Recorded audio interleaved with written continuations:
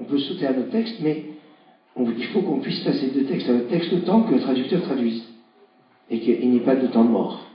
Dans le Torah, il n'y a que des temps vivants, bien évidemment, puisque tu as traduit. Bon. La Gemara dit,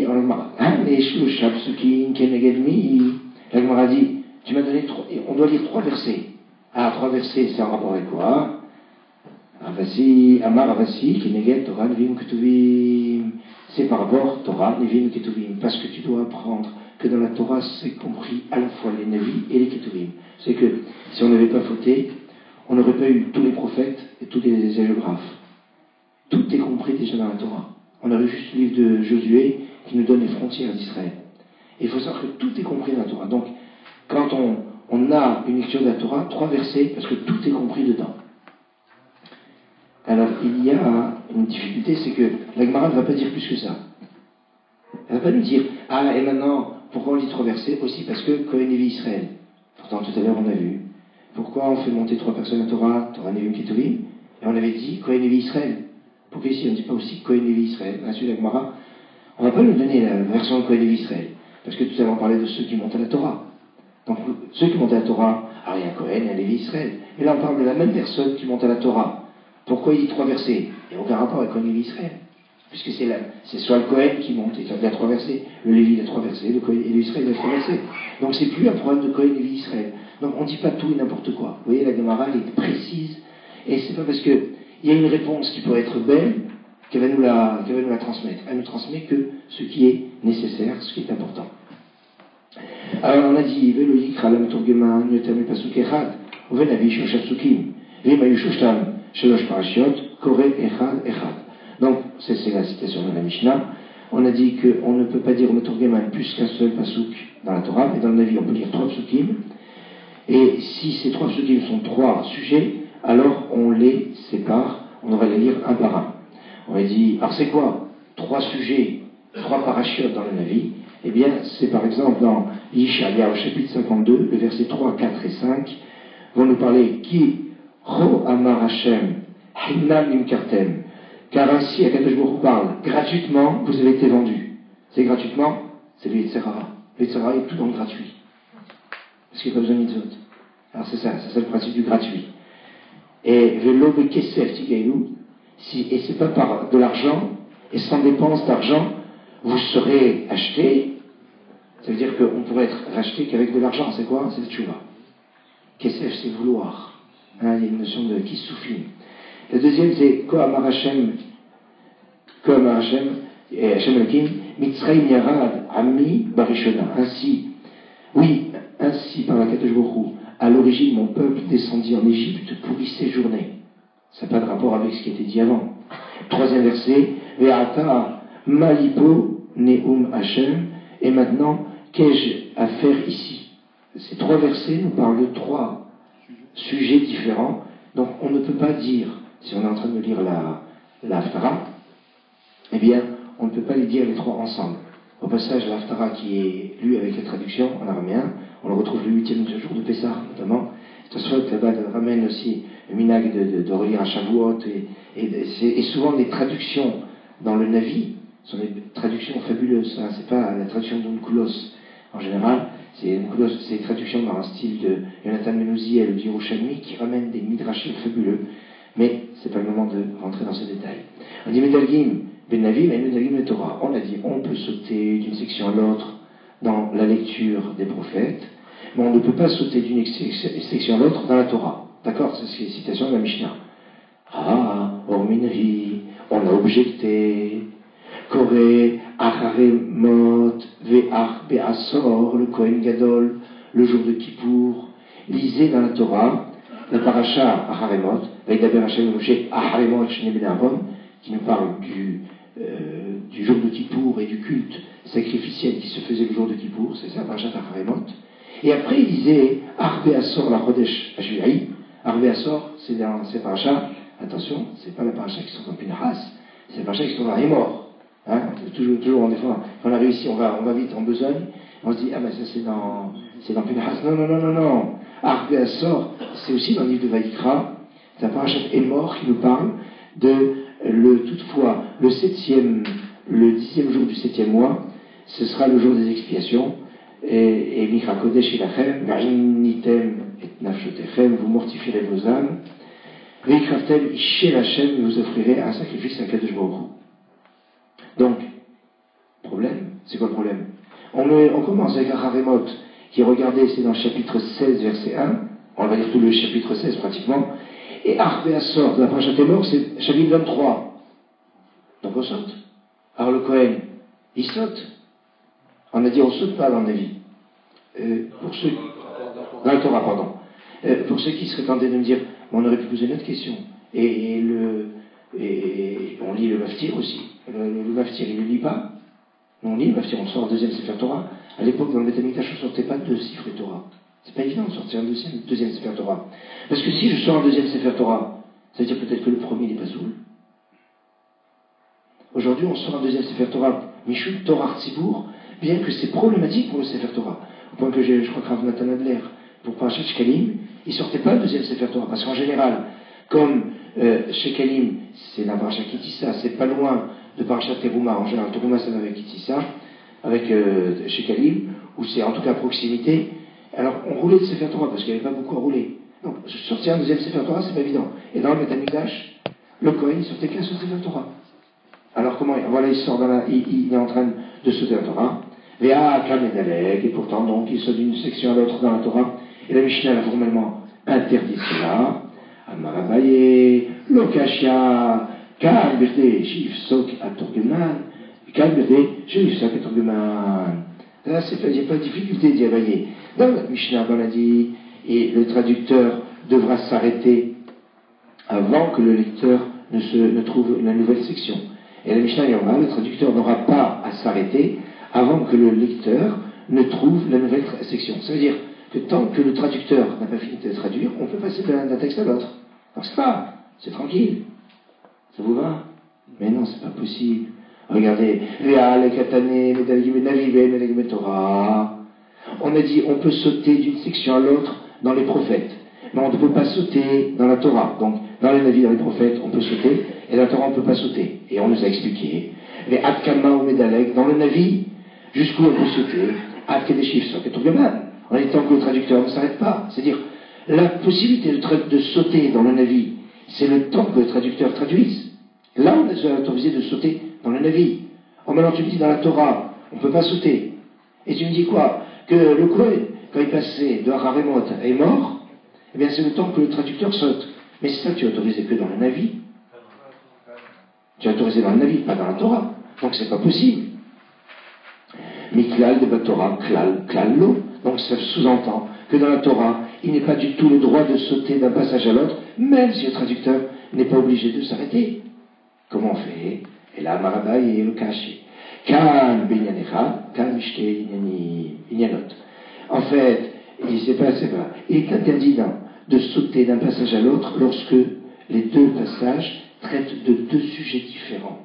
Si ce serait de deux sujets différents, même si je remplis entre les deux passages avec la traduction en araméen, ça ne marche pas. Par contre, dans Yoma, on permet de sauter d'un passage à l'autre lorsque ces deux passages traitent du même sujet, puisqu'il y a deux parlent de Kippour. Aharemot, ça parle du culte sacrificiel de Kippour. Arbe Asor la Chodesh, ça parle des halachot de Kippour. On a le sujet.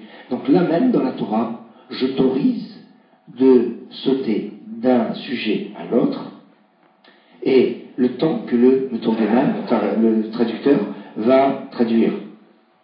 Attends. Ça veut dire que je peux passer d'un sujet à l'autre dans la Torah parce que c'est le même sujet. Maintenant, quand c'est deux sujets, je ne peux pas dans la Torah. Ça veut dire que dans le Navi, je peux.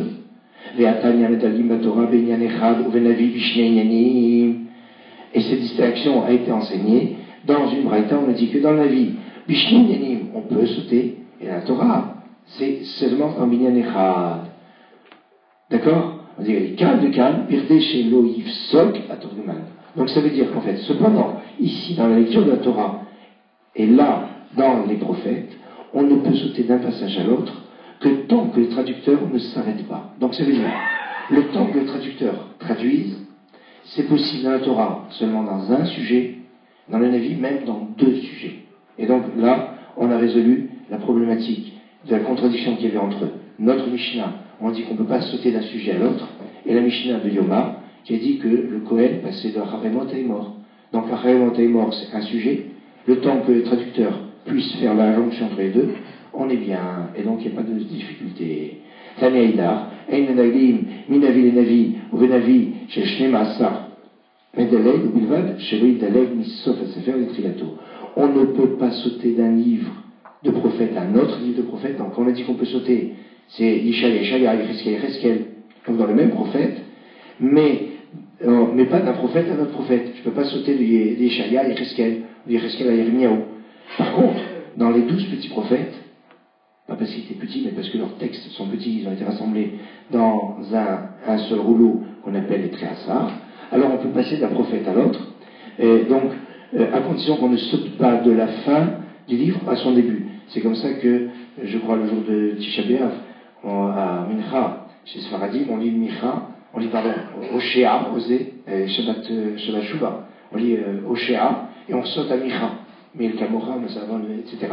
Donc on peut sauter d'un avis à un autre avis dans les Tréhassar, dans les 12 uniquement. Donc, conclusion, Navi, on ne peut pas sauter d'un avis à l'autre avis, mais dans les Shnemassar, dans les 12 petits, entre guillemets, petits prophètes, on peut sauter. Quelque part, ça montre la hardoute, l'unité entre les 12 prophètes, qui montre la hardoute des 12 tribus. Parce que chacun des 12 prophètes représente une tribu, mais ça c'est déjà une affaire.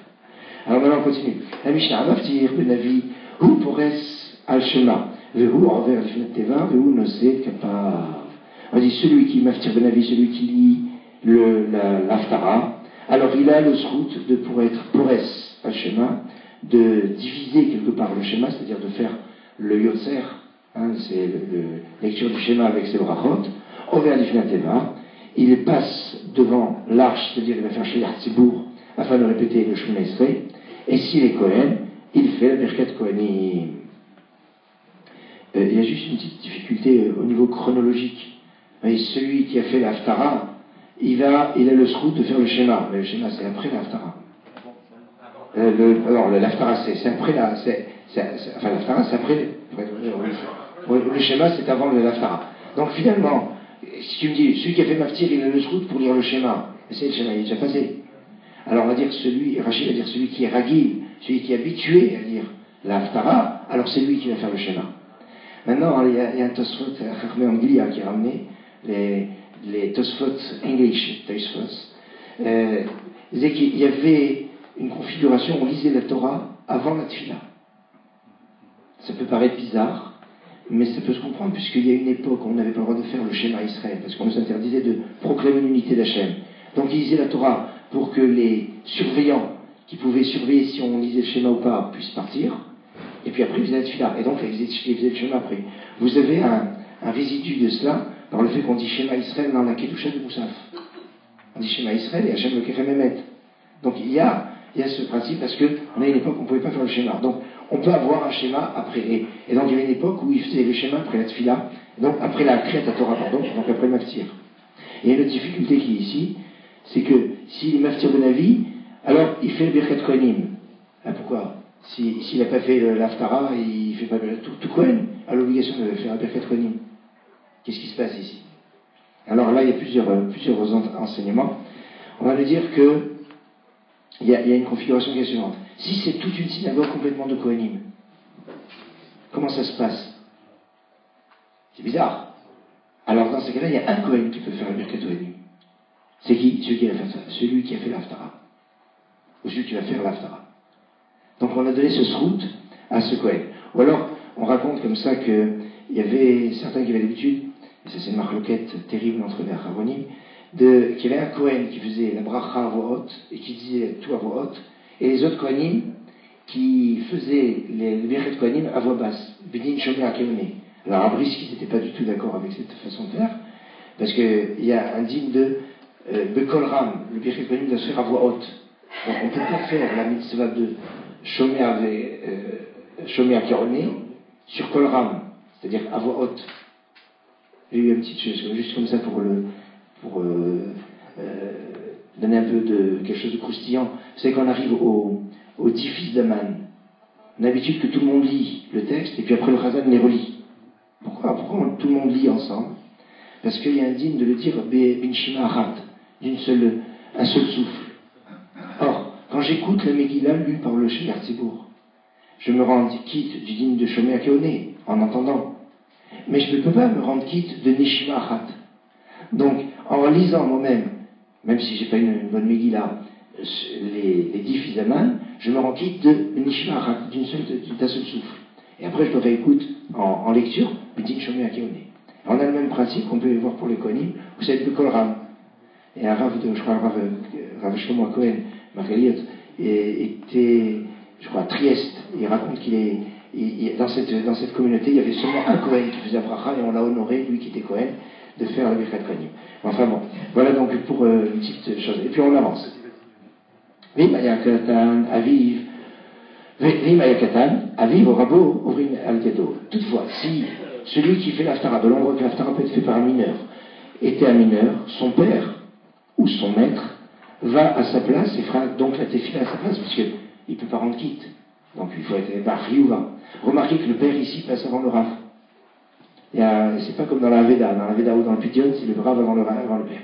Mais ici c'est Nyan de Yerusha, donc le père il est prioritaire sur le Rav. On dit Katan, Koreva Torah, Mutargehem, Avaleno pour Esel Shema, Ve'eno Ver Gifnateva, Ve'eno Nosek Kappa. Donc on dit le mineur, un enfant, peut lire la Torah pour quitter l'assemblée et traduire pour elle, mais il n'a pas le droit ni de diriger l'office pour le Shema Israël, ni de diriger la tefila, de faire la Hazara, ni de faire le Birkat Kohanim. Pourquoi Birkat Kohanim? Parce qu'on ne doit pas être kafouf, c'est-à-dire dépendant de la bracha d'un katan, un enfant. Il y a une problématique. Donc on a dit, le katan, il lit la Torah et il est métargem. Par contre, il ne peut pas faire donc les 3 choses qu'on a dit pour rester Shema, Over Jinateva, et ne être Kapav. On a dit, donc, voilà en ce qui concerne le katan. On dit, pour être Shema ou Targem. Celui qui a les jambes dénudées peut lire le schéma et traduire. Parce qu'on est assis à ce moment-là, on ne se rend pas compte qu'il a les jambes dénudées. Aval Aino Koreba Torah, mais il ne peut pas lire la Torah parce que c'est pas Kavod.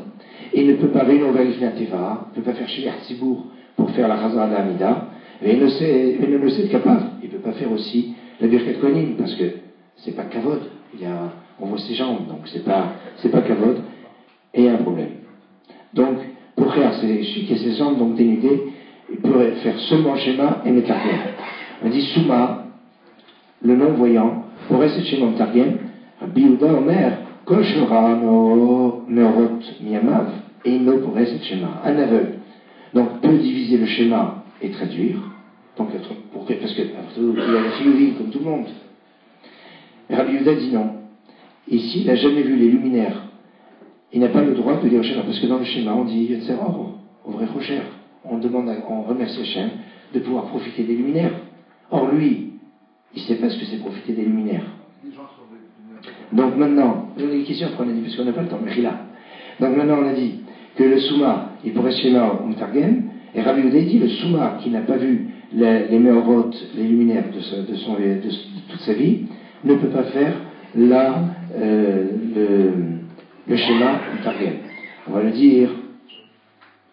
Maïtama, pour quelle raison accordons-nous le maftir, donc les privilèges qui ont été cités dans la Mishnah après tout? Pourquoi est-ce qu'on leur donne? Rafapa Amar, Mishum Kavod, c'est pour le Kavod. C'est-à-dire que Rafapa dit parce que nous désirons conférer un honneur en compensation du fait qu'il a eu l'Aftara. C'est un Kavod de dire l'Aftara. C'est comme ça qu'on le voit aujourd'hui. Avant, c'était pas évident, parce que la lecture de l'Aftara, c'est quand même un texte qui est complexe, qui est beaucoup plus difficile à lire que le texte de la Torah. Et tout le monde ne voulait pas lire l'Aftara. Pourquoi? Parce qu'on lisait sur un texte sans voyelle, et donc qui est obligé à connaître. Et puis, regardez l'Aftara qu'on a eu de Vaïkra, qui vient de passer, donc c'était assez embêtant. Donc, quelque part, on dédommageait celui qui disait l'Aftara parce qu'il prenait un risque de se tromper en lui faisant un certain nombre de cadeaux. Maintenant, vous savez que Ravagler, que je dis, Ravad Yosef, c'est il avait toujours l'habitude de faire l'Aftara tous les Shabbatot. Il dit pourquoi? Pour gagner dans les brachot. Parce qu'on a besoin de faire 100 brachot par jour, et donc pour gagner dans les brachot, l'Aftara c'est un top. Donc si vous voulez faire un cadeau au Rav, vous lui achetez l'Aftara. Enfin, et en tout cas, comme ça, moi, ça lui permet d'avoir des brachot en plus. Et là, c'est un kavod. Donc on a dit, donc, et c'est une nienne de kavod. Rabba Barshimi Yamar, Mishum Datel Ansouye. En fait, pourquoi on va lui attribuer de faire la tfila, etc. Car sinon, on en viendrait à se quereller avec le ministre officiant. Parce que c'est un kavod de faire la tfila. Donc, on va résoudre les problèmes. Celui qui a fait Haftara, il est pour Shema, il fait la Chazar Lamida, etc. Maïdinayou, attends, tu m'as dit, c'est Mishum Kavod. L'autre, tu m'as dit, c'est pour qu'il n'y ait pas de dispute. Pourquoi tu me donnes deux raisons? Ça veut dire qu'il y a une différence. Quelle est la différence pratique existe-t-il entre ces deux explications? Alors, Ika, Benayou, David, Bechinam, il existe une différence entre elles dans le cas où le ministre officiant exécute la tâche gratuitement. Si il réalise la tâche gratuitement, alors tout l'union, c'est un union de kavod. Donc maintenant, si à tel souillé, on ne va pas aller se disputer puisque c'est gratuit. Donc personne ne va venir à se disputer. Donc si je vais d'après l'Ansouillé, il n'y aura pas de... Si c'est gratuit. Maintenant, s'il est payé, alors là, le problème sera différent. Dan, Rim Ayakatan, Aviv, Orabo, Ovrin et Aliado. On a dit toutefois, s'il est mineur, et donc il ne peut pas diriger l'office, c'est son père ou son rave qui prend sa place. C'est ce qu'on a dit. Ah bon? Iamrat, Mishun Ansouillé, Katan, Barnitsouillé, où? Or, si tu dis que les privilèges sont accordés en maftir parce qu'il en viendra à se quereller avec les ministres officiants, un mineur a-t-il l'habitude de se quereller? On voit ici qu'un mineur ne se querelle pas. D'accord, les enfants? Bon, en tout cas, c'est pourquoi? Parce que, logiquement, un enfant, il ne va pas te dire non, c'est à moi que revient à faire la tefila avec devant le chef Tzibour. Razan, c'est lui qui revient, donc il ne va pas se disputer. Donc, c'est pas comme ça que ça marche. Et la ma mishum kavod katan bar kavodou. Mais alors même d'après l'autre raison, pour quelle raison le maftir reçoit il les privilèges? On a dit c'est à cause que kavod. Maintenant un mineur, il s'attend à recevoir un kavod. Bon, logiquement, un kavod, ça s'adresse à une personne qui a une visibilité sociale. Un katan, il n'y a pas une notion de kavod. Aujourd'hui, on est une notion de kavod des enfants, etc. Mais aussi pourquoi? Parce que souvent l'enfant est le représentant du père. Et c'est ce que fait dire la Gemara. Et là, Ika Kavod Aviv, ou Kavod Rabo, résolvons plutôt cette difficulté en disant qu'il y a ici l'honneur de son père, ou l'honneur de son maître, qui préoccupait les sages. Donc, en fait, pourquoi on a dit c'est le père, le Rav, qui va faire la défila en place et lieu du Katan? Parce que le Katan, son Kavod, c'est que son père ou son Rav prenne sa place. Vous savez, des fois, le Kavod par rapport à un Rav, etc., c'est phénoménal chez les rébéim, chez les tzadikim, chez les hassidim, ça se négocie même pas. Elle dit, Achanami, Ika Mitsuye, Aviv, ou Mitsuye Rabo. Par conséquent, ici aussi, nous pouvons appliquer la raison de Rabba Barshini, au cas où le mineur, car s'il y a querelle éventuelle de son père ou de son maître qui préoccupait les sages, on a dit, l'enfant il ne va pas faire une dispute, mais son père il peut faire une dispute. Vous n'avez pas laissé mon fils, vous connaissez l'histoire. Donc, on continue et on a dit pour Hayar, pour S, le schéma. On est celui qui a les jambes dénudées peut diviser le schéma. On a dit, Barminé, Oula, Barav, Mabaye, Katan pour Hayar, Maouch et Kravatora. On a dit qu'un Katan peut lire la Torah. On a dit que le Pourréar, celui qui a les jambes dénudées, ne peut pas lire la Torah. Mais maintenant, si c'est un Katan, il n'y a pas une notion de d'herva, d'humidité. Donc, on a, Oula Bara'a va demander à Baye, si un mineur a les jambes dénudées, peut-il lire dans la Torah en vue de quitter l'assemblée? Quelque part, ça veut dire que ce qu'on ne peut pas accepter d'un adulte, on pourrait peut-être l'accepter d'un enfant. Et les enfants en culotte courte, c'est pas la même chose qu'un adulte en culotte courte, un type qui a une culotte courte à la choule, en short, c'est pas, on va dire, Amar, les types, alors Abaye a dit, alors si tu commences à poser ce genre de questions, alors tu devrais poser cette question à propos d'un mineur qui est nu. Tu dis, il n'y a pas d'herva avec un enfant. Pourquoi seulement il est gentil? Il est tout nu. Aroum, Maïta Amalo. Alors en fait, pour quelle raison tu ne peux pas laisser un mineur nu? Il n'est pas autorisé à lire la Torah. Mishum Kavod Tzibour. Achanam Mishum Kavod Tzibour. Pour le kavod de l'assemblée, tu ne vas pas autoriser un enfant qui est nu à diriger l'office, à lire la Torah, pardon, plutôt. Donc aussi, même s'il est partiellement dénudé, il n'est pas autorisé à lire la Torah pour l'assemblée, car c'est le kavod ou tzibour. Et il y a ici une notion de kavod, vous savez, de la même façon qu'un père peut pardonner son kavod, même Meller ne peut pas pardonner sur son kavod.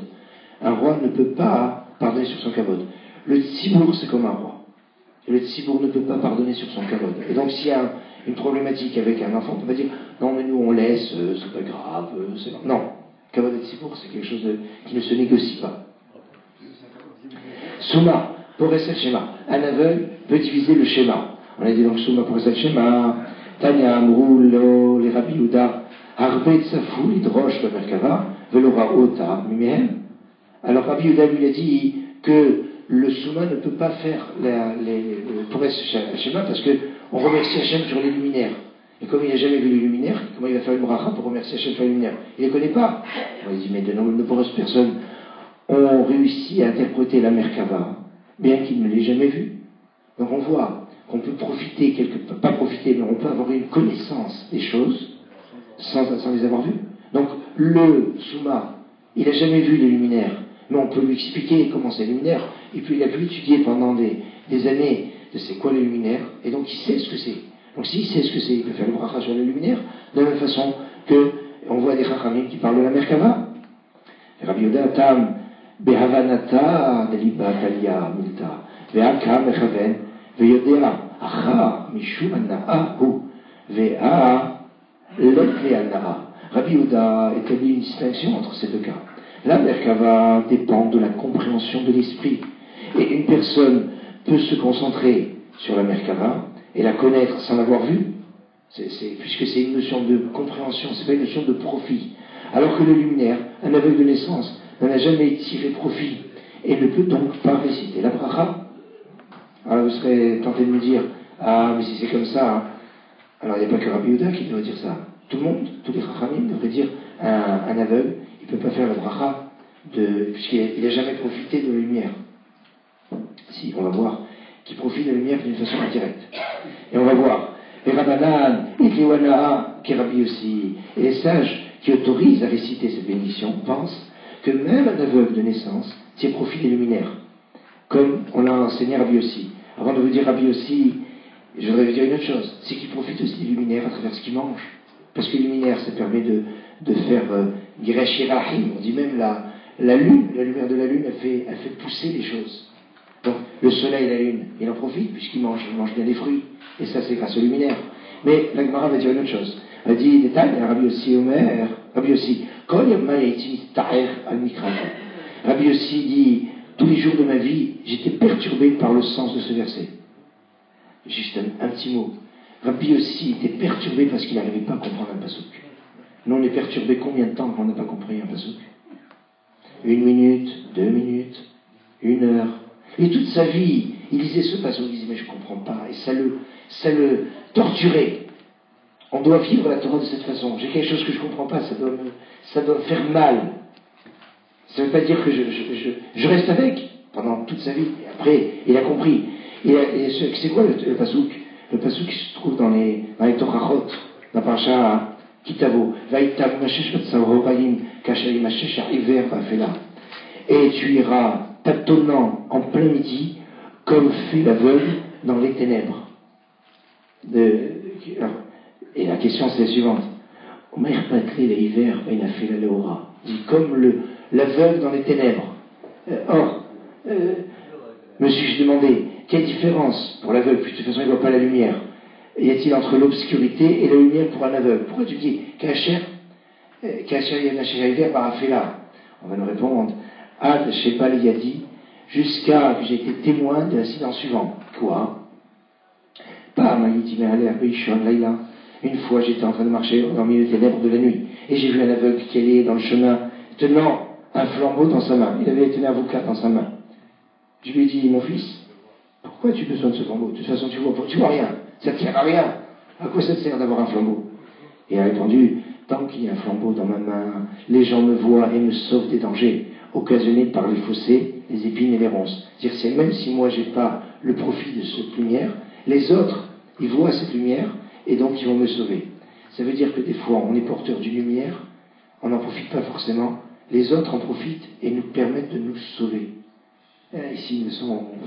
Parce que la lumière ici, c'est la Torah, bien évidemment. Vous imaginez pas le srout que vous développez en étudiant, qui pourra avoir une incidence pour tellement de personnes, parce que nous, on est un petit peu comme aveugles devant les cadeaux qu'Akadosh Baruch Hu nous fait. J'avance. Mishnah. Un Kohen. Kohen, chez Yadav, Moumin, le Israël capable. Un Kohen qui a des défauts dans les mains n'est pas autorisé à faire le Birkat Kohanim. Pourquoi? Parce qu'on va voir les défauts, on va dire, oula, c'est quoi? Moi je vais avoir une bracha par ce Kohen. Rabbi Yehuda Omer, Af Michel Yadav Tzvorot, c'est 10. Le Israël capable, Mupene, chez Aram Staklimbo. Rabbi Yehuda dit, même si le Kohen a des mains tachées de gued, c'est un bleu, indigo. Non mais quand il va aller, bon, c'est vrai qu'il a les mains qui sont couvertes au moment où on n'a pas le droit de voir ses mains, mais le temps qu'il aille pour aller faire sa bracha, on va le voir passer comme ça devant nous, on va le voir avec ses mains bizarres, avec des couleurs bizarres, on va voir toutes les sortes de ce qui va être dit après. On va être perturbé, et c'est très intéressant, on va être perturbé, on ne va pas écouter la Birkat Kohanim. Et de la même façon qu'il y a une mitzvah pour le Kohen de faire la bracha, il y a une mitzvah pour l'Israël d'écouter la bracha. C'est un ridouche extraordinaire. Quand on fait le Birkat Kohanim, on doit l'écouter, on doit être concentré. Si on est perturbé, eh bien ça ne marche pas. Donc il y a Dav, oui, c'est 10.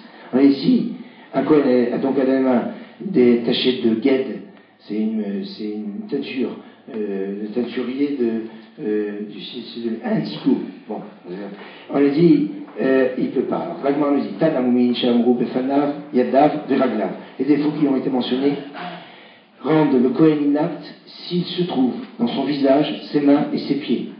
D'Afka, ces choses-là. C'est intéressant parce que vous savez que Erev Shabbat, on doit se laver notamment visage, les mains et les pieds. Après la Tvila au mikvé, c'est très important de se relaver les mains, ça s'appelle piv, sa bouche. Panav, Yadav, Veraglav. Bon, là, il y a certains manières, mais on n'a pas le temps. Surtout que le Kohen, dans le Beth Amikdash, il se lavait les mains et les pieds. Bon. Maintenant, on lui dit, Amar, Rabbi Yoshua ben Levi, Yadav, Bohakot, Bohakinyot, pardon, le Yisset capable. Rabbi Yoshua ben Levi a dit, un Kohen dont les mains sont mouchetées n'est pas autorisé à faire le Birkat Kohanim, parce qu'on va être surpris, toujours, c'est ce même esprit. Tanemari, Bohakinyot, le Yisset capable. Donc s'il a les mains mouchetées, il ne fait pas faire le Birkat Kohanim. Akumot, Akashot, le Yisset capable. S'il a les mains courbées vers l'avant, courbées vers le côté, enfin il a des mains bizarres, eh bien il ne peut pas faire, parce qu'on va se dire c'est quoi, on va être surpris. Tout ce qui va être choquant, surprenant, ça marche, on ne laissera pas le Kohen. De la même façon, dans sa façon de prononcer, Ravasi Amar, Ravasi, Haïfani, ou Beishi, Moïset Kapav, un Kohen qui est originaire de Haïfa, ou de Beth Shean, n'est pas autorisé à faire le Birkat Kohanim, parce qu'il avait une façon de prononcer qui n'était pas précise. Et donc, c'est pour ça qu'il ne pouvait pas faire le Birkat Kohanim. Attention, quelqu'un de Haïfa qui va faire le Birkat Kohanim à Yerushalayim. Parce qu'à Yerushalayim, on sait bien prononcer. Mais à Haïfa, tout le monde prononce de cette façon. Donc si tout le monde prononce de cette façon, donc il n'y a pas de souci. Ça, c'est comme ceux qui ne savent pas faire la différence. Il y a certains Sfaradim qui ont du mal entre le shin et le sin. Les Lituaniens aussi, le chi. Il y a un jour un rabbi a dit dans une trouvez-moi un shin dans Shir HaShirim. C'est la Maser, les slow-mo, il n'y a pas. Et là, il a dit, si, j'ai trouvé les chouchati, bélichbe, pardon. Donc ça, c'était un petit peu, il y a des difficultés pour un peu.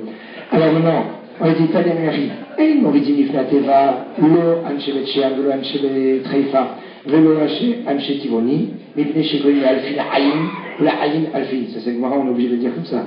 On dit, on ne peut pas nommer comme Razan ni les gens de Betchean, ni les gens de Haïfa, ni les gens de Tivoni. Pourquoi? Parce qu'ils prononcent le Aleph Aïn et le Aïn Aleph. C'est un classique. Si c'est pas prononcé le Aïn, bon, c'est pas prononcé. Il y en a qui ils font le contraire. Le Aïn, ils font Aleph, le Aleph Aïn. C'est une catastrophe.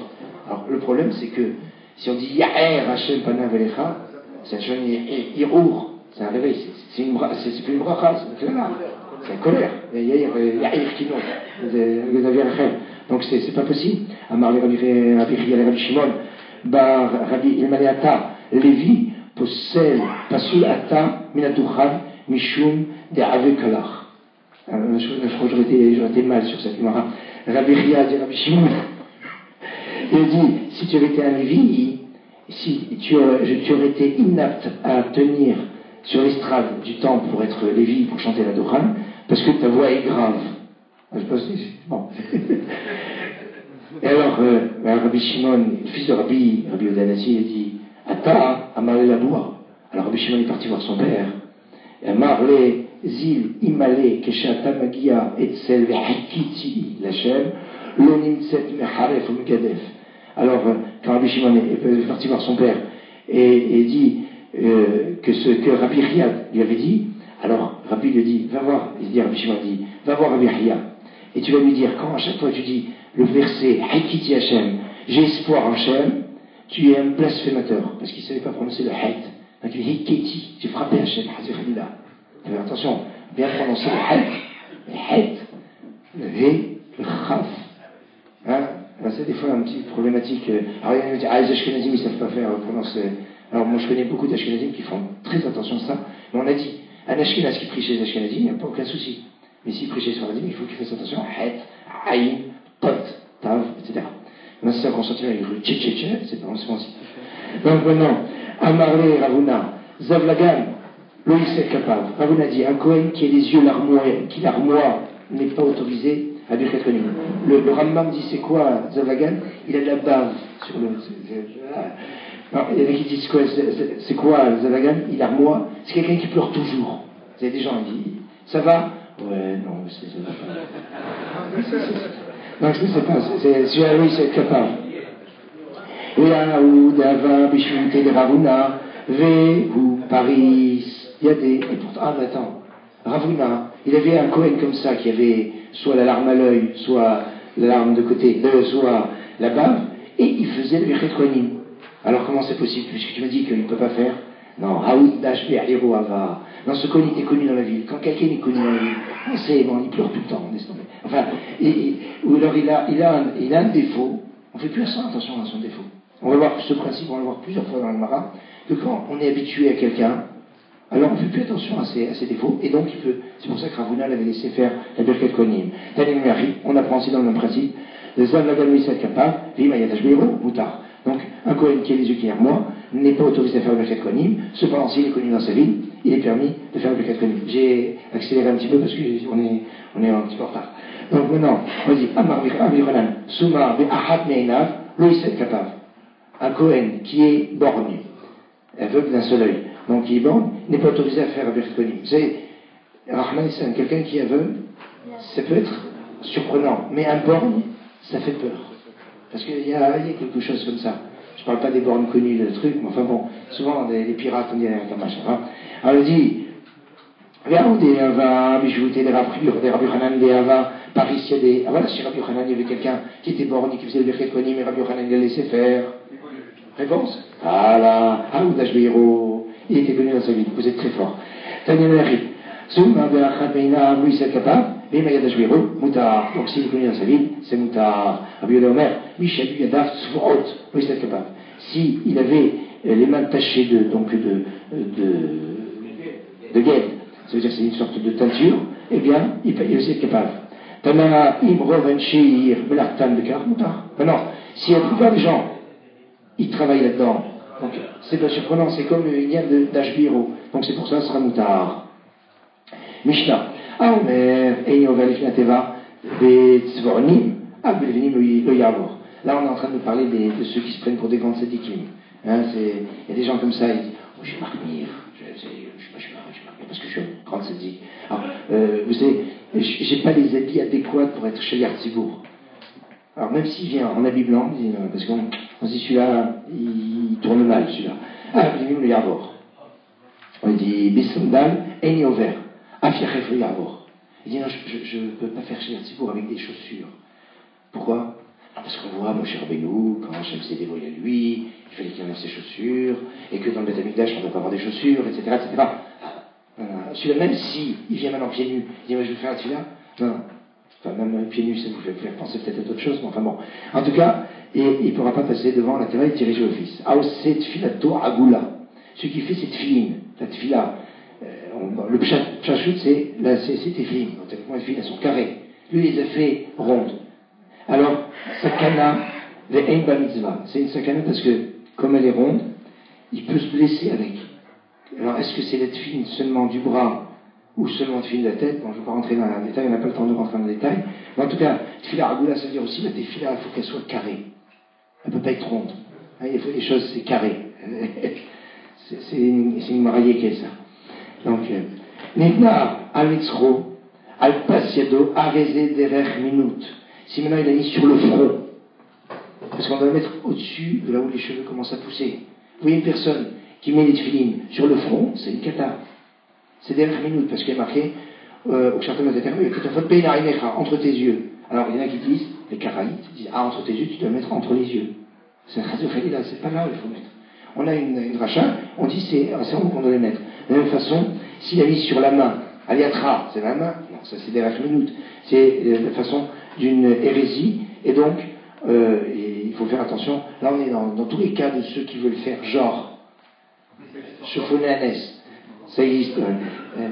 Donc maintenant, Tipan Zahav, alors c'est celui qui fait des téfilines BMW, pardon, des filines en or, recouvertes d'or, ou d'un grand couturier. Untanal Bait Inkeli, ou alors il les a placés sur son Albert Inkeli, il les a placés sur la manche de son vêtement. Il ne veut pas mettre les filles sur son bras parce que je ne veux pas me gêner. Non, Arezé Dever Fritzoni, c'est la façon des personnes extérieures. Il n'est pas dans le bon chemin, donc il faut qu'il fasse attention. Juste un petit mot. Alors, je vais dire à la fin. On a dit, Maïtama, pourquoi, pour quelle raison celui qui refuse de diriger l'office lorsqu'il porte des vêtements de couleur ou des sandales est-il totalement inapte à être ministre officiant? On a bon, Rachinal, chez ma minute, Nizre Kabo. Nous craignons que des idées hérétiques aient pénétré en lui, provoquant son refus. Et Nizreka, juste, Rapsid Raboul de Pchisra, un petit mot chassidique. C'est un rebeu qui avait fait des études de pharmacie. C'est pas commun. Et il disait, c'est quoi l'Izreka? Ça veut dire que ça a été injecté. Comme une Izreka, c'est une injection. Et la minute, l'hérésie, c'est comme une injection. On ne se rend pas compte. Hop, on envoie ça dans le sang, et puis la personne, elle est transformée, soit elle est protégée, soit le contraire. C'est une Izreka. Ça a été injecté en lui. Il était, voilà. Alors, c'est Tfilato Agula, Sakana, va mitzvah. On a dit celui qui a fait cette éclair à l'air ronde, c'est une Sakana. Alors, comme c'est une Sakana, il n'y a pas de mitzvah, donc c'est dangereux. On dit Lima, Tanina, Lehav et Tanu Rabanan. Dirons-nous que nous avons appris de notre Mishnah par déduction ce que les sages ont enseigné. On dit Tfilin Merubarot, Alacha, les Moshe Misinaï.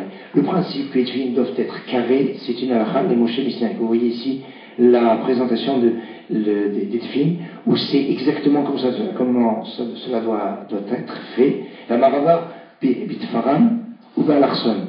Rava dit que ce soit dans la couture, que ce soit à la diagonale. Vous savez, les tefilines, c'est d'une précision, c'est avec vraiment avec un pied à coulisse. On doit se. Est-ce que vous. Oui. Oui, avec le pied à coulisse, oui. Voilà, donc s'il y a à peine 1% dans les deux, genre 28,71 et 29, c'est pas souple. C'est très, très rigoureux. Et donc on le retrouve, j'ai regardé rapidement.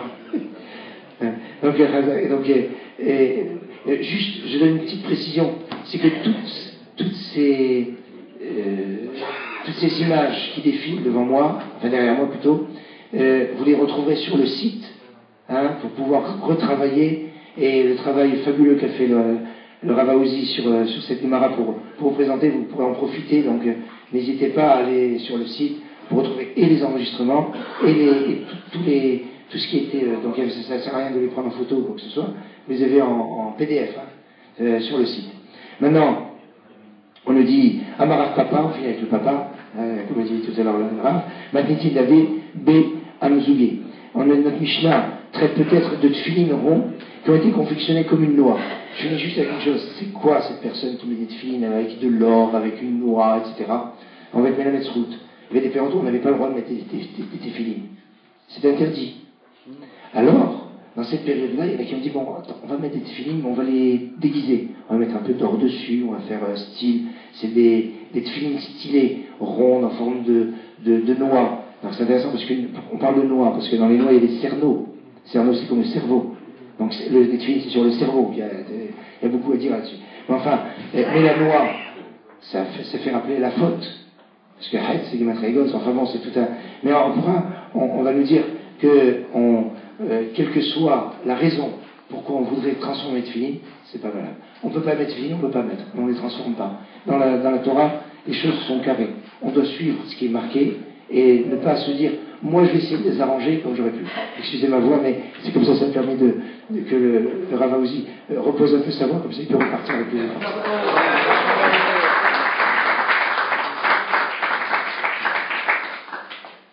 Alors là, j'ai reçu un message de Rav Citroën qui arrive bientôt. Donc juste pour finir le dernier DAF, et il est déjà présent avec nous, et le Rav Amar, ça va être la surprise. Si on a bien étudié, il vient, et même si on n'a pas bien étudié, il viendra quand même. Non, pardon. On ne sait pas encore s'il vient encore. Allez. Moi, je ne sais pas. Peut-être lui, sait, mais je ne sais pas.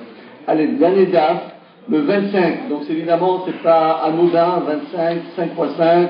Je ne dis même pas le compte la Inara, là, on est bien. On avance.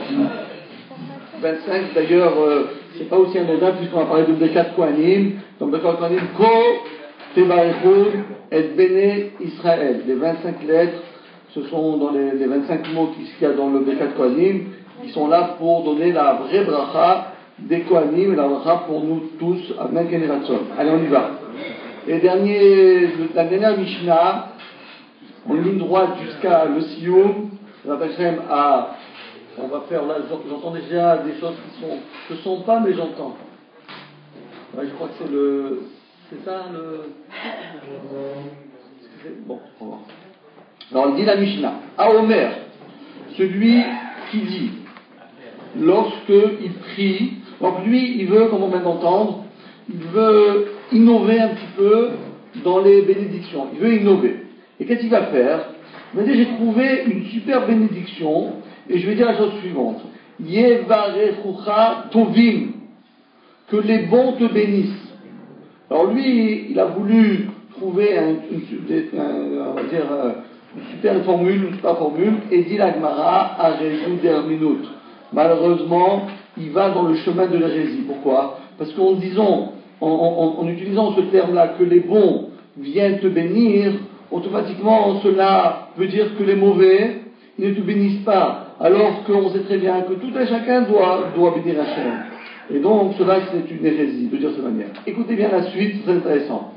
Celui qui va dire, il va essayer de trouver une manière de prier à Dieu, dire comme ça. Aken sipor yagiura chamecha, ba'alatov izacher shemecha, modim mishatimoto. Il a trouvé 3 manières. Premièrement, il va dire comme ça. Hachem, aie pitié de nous, de la même manière que tu as eu pitié du nid d'oiseau. Je ne sais pas si vous avez remarqué, 2 semaines qu'on a un oiseau ici. Vous remarquez, il passe, il repasse. Quand il est de Gigoul avant, il n'était pas au Yom HaTalmud, il vient compléter le Yom HaTalmud. Alors, celui qui fait ça, eh bien c'est une hérésie. Mashtikim auto professeur. Ou bien celui qui dit à la tov que les bienfaits que tu accomplis, ton nom est évoqué. Les bienfaits, est-ce que Hachem a des choses, autre chose que les bienfaits? Et la dernière chose, celui qui dit Modim, nous te remercions. Il répète 2 fois ce terme-là. Il bégaye peut-être un petit peu, ou bien il fait la redondance. C'est interdit, parce qu'en ce cas-là, on doit le faire taire. C'est toi, tu dis quelque chose de très grave. On va expliquer dans le Gemara pourquoi. Amechane be'arayot, celui qui interprète d'une manière euphémique les unions interdites. Non, les unions interdites, c'est pas ça que la Torah veut dire. Arayot, ça veut dire ça, c'est le koar à mashpia, le koar à mushpa, le mekabel, le noten, la chomer et la tsura. Bon, laisse ça pour le maral. C'est interdit d'avoir des relations interdites. T'as compris ça? Tu as compris ça? Tu veux que j'explique? C'est ça, et pas autrement. À Omer, celui qui va dire, la dernière chose, dit la Mishnah, Umizaracha lotiten la avir la moler. Il y a une mitzvah dans la Torah, un interdit. Tu ne donneras pas la progéniture afin de le livrer à un molaire. C'est quoi le molaire? C'était une avodazara de l'époque. Et lui, comme c'était à l'époque, c'était très d'actualité, les gens ils adoraient faire ils sont complètement fous. Ils prenaient leurs enfants, ils les brûlaient dans le feu.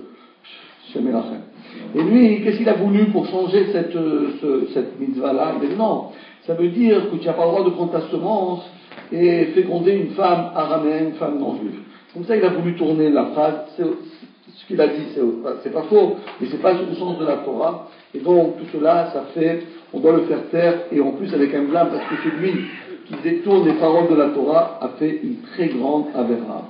Dit Agmara, Bishlama modim modim. J'ai bien compris que celui qui dit modim modim, c'est très grave. Parce que chazvé shalom, il a l'air de penser un pouvoir de quoi? Je te remercie, toi, à droite, et je te remercie, toi, à gauche. Il y en a deux. C'est impossible. C'est pas possible de faire ça. Donc c'est mamage de la Bodazara, ça. C'est-à-dire qu'il imagine qu'il y a deux forces dans le monde, alors qu'il n'y a qu'une seule force. Le deuxième cas aussi, la Tov Izacher Shemecha, aussi, on comprend bien. Pour tes bienfaits, Hachem, je te remercie. Quoi? Tes bienfaits? Ça veut dire quoi? Que Hachem il fait des choses mal. Quoi? Les choses mal, tu n'acceptes pas. Les bonnes choses, tu acceptes. Ça veut dire quoi? Ça veut dire que tu imagines qu'il y a des choses que tu remets en question. Et ça, c'est très grave. Parce que ça voudrait dire, Alatov, in, valara, lo. Pour les bonnes choses, oui. Les mauvaises choses, non. Et pourtant, Vietnam, il y a la Mishnah nous dit, Chayamadam levarer halara, keshem shumar la tova. Une personne a l'obligation de bénir Hachem pour le mal, de la même manière qu'il le bénit pour le bien. Pourquoi? Parce que le bien et le mal, en réalité, c'est subjectif. Alors on peut imaginer que c'est quelque chose qui est très mal. En vérité, après quelques années, on imagine que grâce à ce mal, on a tellement de choses de bien. Des fois, on imagine que c'est au Hachem, il y a quelque chose de bien. Mais cette chose-là, ça peut se transformer avec le mal. En réalité, il n'y a pas de mal, il n'y a pas de bien. Il n'y a rien que ce que Hachem nous a destiné. Et la notre destinée que Hachem a fait pour nous, c'est ça qui est pour notre bien à nous personnel. Mais la question qui est la suivante, c'est la première cas de la Mishnah. Al-Ken Sipor, Yagilu Achamecha. De dire, aie pitié de nous, comme ta miséricorde s'étend jusqu'au nid de l'oiseau. C'est vrai. Parce qu'en réalité, Hachem, pourquoi il a dit de renvoyer la mer et de prendre des oisillons, de prendre des œufs? Parce que Hachem ne voulait pas faire, entre guillemets, du mal à l'animal. Alors pourquoi on ne veut pas dire ça? Quelle est la raison on doit se taire? Sur ce, dit la Gemara, deux explications. Deux explications qui viennent direct de Jérusalem. Le premier, c'est Rabbi Yossi bar Ravin. Le deuxième, c'est Rabbi Yossi bar Zvida. Le premier nous dit, les deux viennent d'Israël. Et le premier nous dit, Hadamar mipene shemetil kina et ma'aseh bereshit. Ça voudrait dire que Hachem a plus pitié des oiseaux que des autres animaux. C'est pas possible. Pourquoi les oiseaux, qu'est-ce qu'ils ont? La protection, qu'est-ce qu'ils ont? Ils ont un statut spécial aux yeux d'Hachem, plus que les autres animaux. Pourquoi tu parles des oiseaux?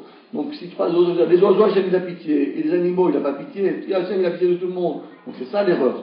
Alors que Rabbi Yossi bar Zvida, il est beaucoup plus strict. Il dit en réalité, c'est pas du tout que Hachem il a pitié. Hachem il n'a pas pitié des oiseaux. Il a pitié que nous n'avons pas pitié des oiseaux. C'est ça qu'il a pitié. Comment un juif peut faire un mal à un animal? Évidemment, si ce n'est pas pour le consommer, parce que Hachem il veut au contraire, consommons la viande, consommons les animaux cachers, qu'est-ce qu'on fait? On prend la gloucha qu'il y a dedans, mais je parle de lui, c'est pour ça. Hein. Qu'est-ce que je dis? Et on est malé les nitzotzot et les choses qui sont à l'intérieur. Donc ça veut dire, on doit nous faire les mitzvot parce que Hachem les a dit de le faire. Pas parce que Hachem il est pitié. Hachem il n'a pas d'élan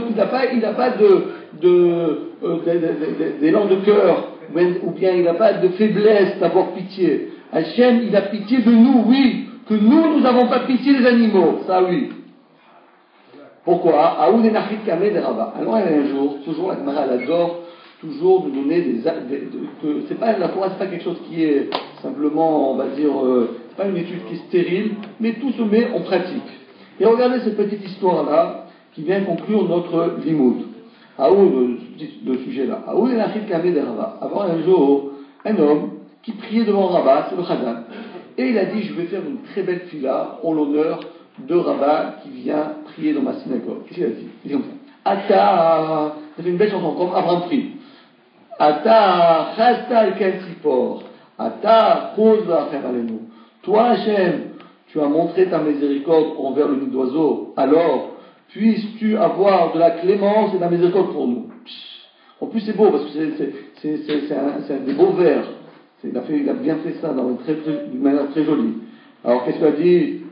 Vata, et tu as montré, il a continué, c'est une parenthèse dans Agmara, Ata chasta lo tovet beno, ata chuzachem alenu. Il y a encore une autre fois, on voit que Hachem a dit, aie pitié de la mère et de l'enfant, parce qu'on n'a pas le droit de tuer, même qu'on a le droit de manger des animaux, on n'a pas le droit de sacrifier, on n'a pas le droit de faire la shrita d'un animal et de sa mère le même jour, on n'a pas le droit de faire ça. Alors la même chose que Hachem, tu as eu pitié des animaux et pitié de nous. Alors quelle était la réponse de Rava? Il a dit, quel beau chazan, mon vieux, ça je vais utiliser cette chanson-là lorsque le Khatan Kala il passe sous la choupa, au lieu de chanter les chansons de Shibaki, je vais chanter ça. Kamayaza, il a commencé à honorer et mettre en exergue justement ce chazan. Combien cet érudit en Torah s'est bien gagné la faveur d'Hachem. Kama Yada, combien il sait Aïmi Rabbanan, ce Tamitracha, Meratué. Oh, c'était Rabat. Rappelez-vous, on avait dit Rabat, c'était le maître de qui? De Abaye et de Rabat. Alors le maître, l'élève Abaye, il dit, je comprends rien. Mon maître donne un éloge à cette personne-là, alors qu'il dit une hérésie. Je comprends pas comment mon maître il peut dire quelque chose. Quoi? Il sait pas la Mishnah. Amarlé Abaye, mais maître, je comprends pas pourquoi tu peux donner l'éloge. Pourtant, il y a écrit, il est écrit dans la Mishnah qu'on n'a pas le droit de faire ça. La réponse, elle est merveilleuse. Et je conseille à tout un chacun, comme on l'a dit tout à l'heure, c'est Rav Papa, on est tous des papas et tous des Rav, de faire ce que la Gemara va dire. Regardez ce qu'a fait le maître à son élève. Il lui a tendu, entre guillemets, un piège. Il a dit, c'est super ce que tu fais. Et pourquoi il a fait ça? Parce que nous, en tant que parents, on doit faire vibrer nos enseignements à nos enfants. Et comment on doit faire? On doit, entre guillemets, leur tendre une piège pour voir est-ce que nos enfants, ils ont vraiment compris la leçon ou pas. Comment on fait? Ça ne sert à rien de rabâcher encore une fois la même chose. On ne rabâche pas la mais on ne peut pas répéter son foi là, on ne peut pas répéter, d'accord? Donc, qu'est-ce qu'on fait? On va mettre l'enfant dans des situations que l'enfant lui-même, il doit réagir à notre comportement. Alors, des fois, on fait un comportement, on dit, mais papa, pourquoi tu fais ça? Ah, bravo, tu as bien appris mon enseignement. Et ça, c'est la meilleure manière d'éduquer nos enfants. Ça sert à rien de répéter, il faut le vivre. Ça sert à rien de le vivre, il faut le mettre en pratique. En mettant en pratique la Torah, nos enfants vont devenir eux-mêmes, ils vont développer en eux pour ça devenir, la Torah, ça va devenir une manière, ça va être nature, ça va être bio. Aujourd'hui on dit bio. Vous savez, sachez tout c'est bio. La Torah doit être bio. La Torah n'est pas bio. La bio est la Torah. Mais deuxième cas. Alors, encore un autre cas. Regardez bien, c'est très très joli, parce que le dernier daf de la Gemara, de notre Pérec, ça va rejoindre le premier. Donc le premier, numéro 1 et numéro 7, ils sont intimement liés. Le 17 et le 25. 17, c'est Gematria Tov. Et le 25, c'est Gematria Birkat Kohanim. Donc la bracha et le Tov de la bracha, ils sont intimement liés. Qu'est-ce qui s'est passé? Écoutez bien. Encore une petite anecdote. Un jour, il y avait une personne qui lorsque le Rav Hanina est arrivé, je voulais lui faire une super prière. Et qu'est-ce qu'il a dit comme ça? Il a dit, Akel, Agadol, Agibor, Vanora, Adir, Ahazak, Vamis, c'est-à-dire en français, Dieu, le grand, le tout-puissant, le redoutable, le glorieux, le fort, le vigoureux. Il a commencé à dire ça. Et puis, il s'est arrêté. Amarloé, Amarlé, Siam Tinou, les chafrères des Amarar. Quoi, t'as terminé? On avait parlé de ça, rappelez-vous, on a parlé du 7e de Quoi, t'as terminé? T'as plus d'adjectifs? Regarde le dictionnaire des synonymes, il y en a encore une dizaine. Bon, les accords, ok, je vais prendre le dictionnaire, il a continué à faire le 10e. Alors après, c'est fini. Il y a un autre dictionnaire, attends, je vais acheter l'autre dictionnaire, etc. Mais quand tu as fini tous les dictionnaires, ça ne suffit pas, il y en a encore. Ashta, et là ça revient exactement à ce que nous avons dit dans le DAF 17. Ashta maintenant, même les 3 louanges qu'on dit tous les jours dans la Tfila, Akel, Agadol, Agibor, Venora. C'est les 3 adjectifs que nous disons. Akel, Hachem le grand, Agadol, Agibor, Venora, c'est tout. Même ces 3-là, Aneklat, Ilav, si ce n'était des Kadvini ou Moshe, si ce n'était pas qu'un verset dans la Torah, Ve'atu Knesset Agdola, et les 120 des sages dans le Sanhedrin, Ve'tikninehu, qui nous avaient instauré, Anaan, nous, l'Amrinan Lehu. On n'aurait pas pu le dire. Vous dites quoi? On va dire, qu'est-ce qu'on va dire à Hachem? Qu'est-ce que tu peux parler des louanges d'Hachem? Attends, mais qu'est-ce que tu dis, toi? Est-ce que tu connais, est-ce que tu peux décrire Hachem? Tais-toi! C'est mieux que tu te taises. Mais, simplement, on a pris les mots de Moshe Rabbeinu, on a pris les mots des Agadola et on les a répétés. Ve'at, Amrat Kuleai, et toi, tu veux dire tellement de choses. Machal, regarde ton comportement, il peut être comparé à la parabole suivante. Un jour, un homme, Ayalo Elef Alfe Alafim Dinare Zahav. Un homme possédait Elef, 1000 fois Alafim, 1000 fois 1000, Alafim fois 1000. C'est combien? 1000 fois 1000 fois 1000. 1 milliard. Et ça, je parle en 1000 sans S. Maintenant, ajoutez 1000 fois 1000 avec un S, fois 1000 avec un S. Donc, qu'est-ce qu'il avait? Il avait des pièces en or. Je ne sais pas s'il y en a tellement dans le monde, tellement d'or. Mais bon, soi-disant.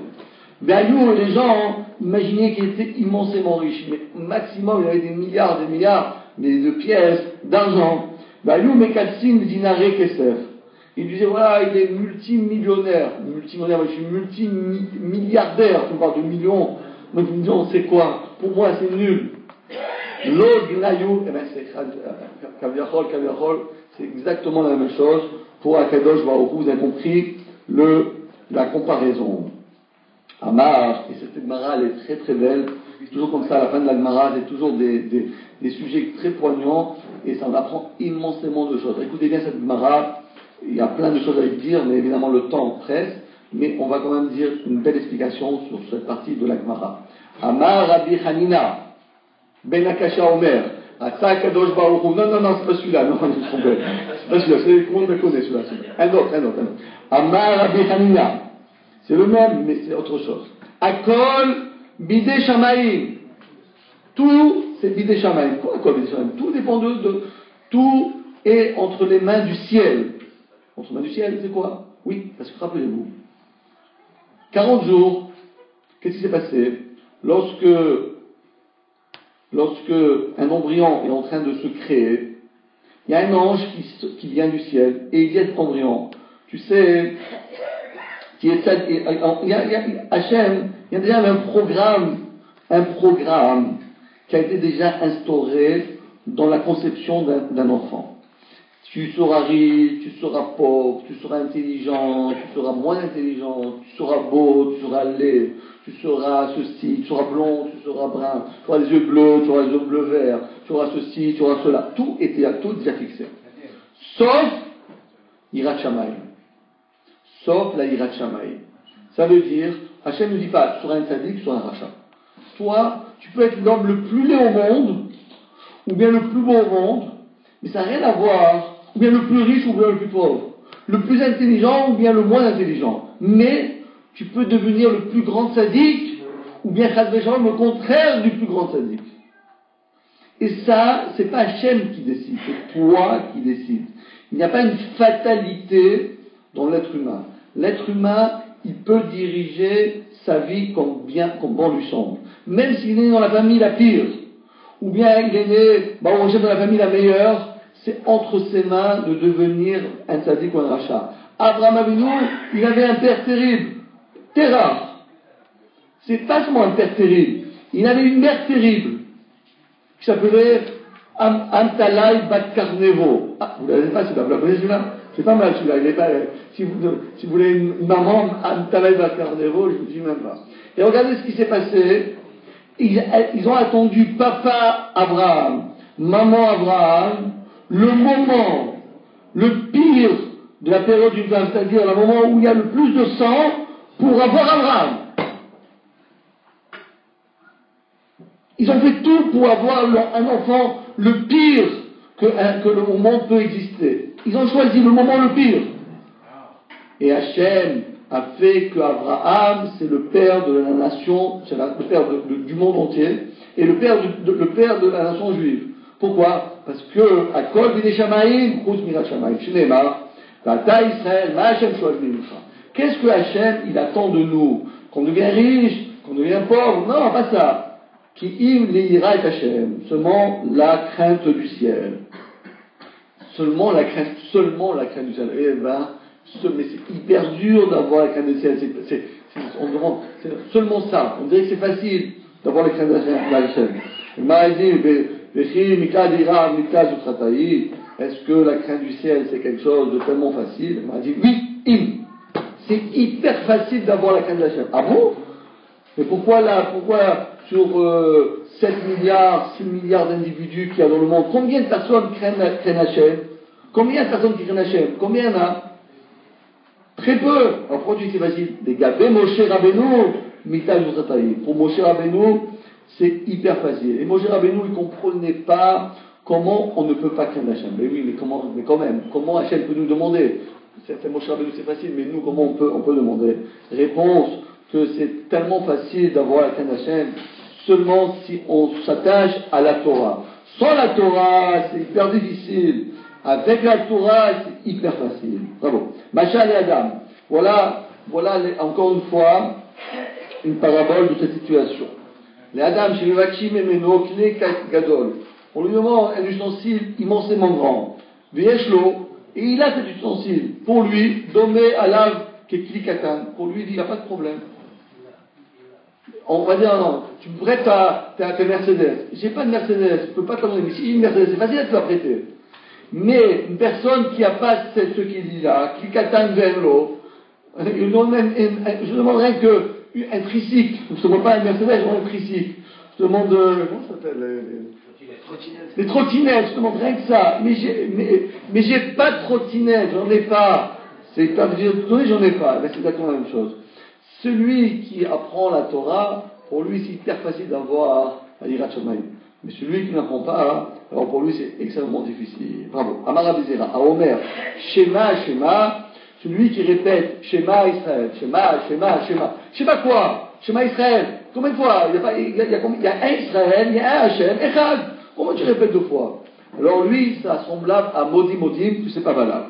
Mais Tivé, pourtant, on a écrit dans une Raïta, à Corée, et Shema, Bekopla, à Rezemegouné.